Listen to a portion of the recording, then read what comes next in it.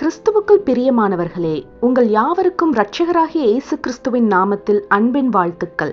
தினம் ஒரு ஜெபம் எனும் நம்முடைய யூடியூப் பக்கத்தில் நாம் அன்றாடம் தேசத்திற்காக ஜெபித்து வரும் ஜெப குறிப்புகளை புத்தக வடிவில் தேசத்திற்கான ஜெபம் எனும் பெயரில் ஜெப கையேடாக வெளியிட தேவன் கிருபை பாராட்டியுள்ளார்.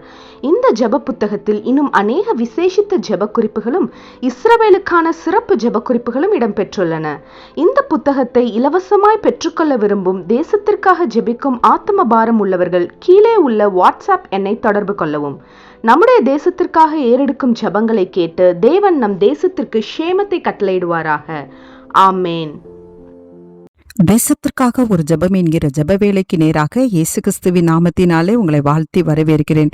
இன்றைய நாளிலும் நம்மளுடைய பாராளுமன்ற தேர்தலிலே கர்த்தர் நல்ல ஒரு ஆட்சி தலைவரையும் அதற்கு கீழே அமைச்சர்களையும் தேவன் தரும்படியாக இன்றைக்கு நாம் ஜெபித்து கொண்டிருக்கிறோம்.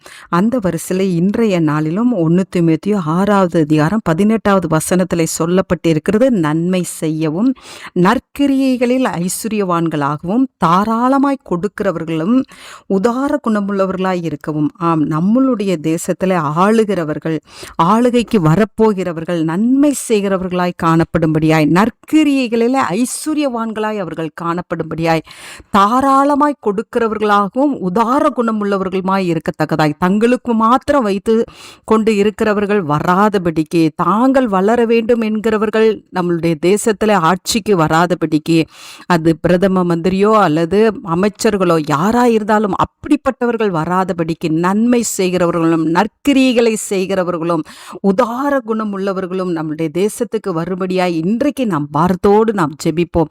நாம் யாவரும் கண்களை மூடி தேவனை நோக்கி பார்ப்போம். எங்களை நேசிக்கிறதான நல்ல தகப்பனே, இந்த நாளுக்காக ஸ்தோத்திரம் ஆண்டவரே.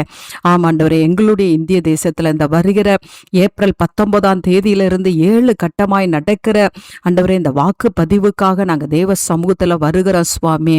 ஆண்டவரை தேர்ந்தெடுக்கிற தலைவர்களுக்காக நாங்கள் வருகிறோம் சுவாமி. நன்மை செய்கிறவர்களாய், உதார குணம் உள்ளவர்களாய், நற்கிரியைகளை பெருகுகிறவர்களாய், ஆண்டவரே உமக்கு ஸ்தோத்திரம், தேவனுக்கு பயந்தவர்களாய் காணப்படத்தக்கதாய் அப்படிப்பட்ட ஒரு பிரதம மந்திரிய கர்த்தர் எங்களுக்கு தாங்க ஆண்டவரே.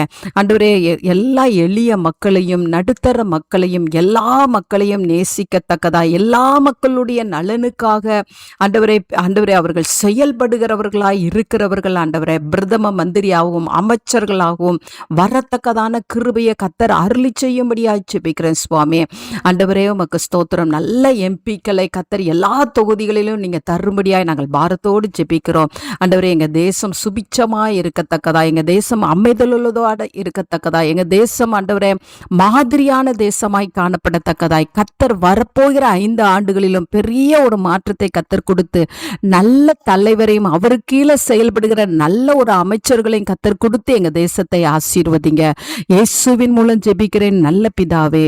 ஆமேன், ஆமேன்.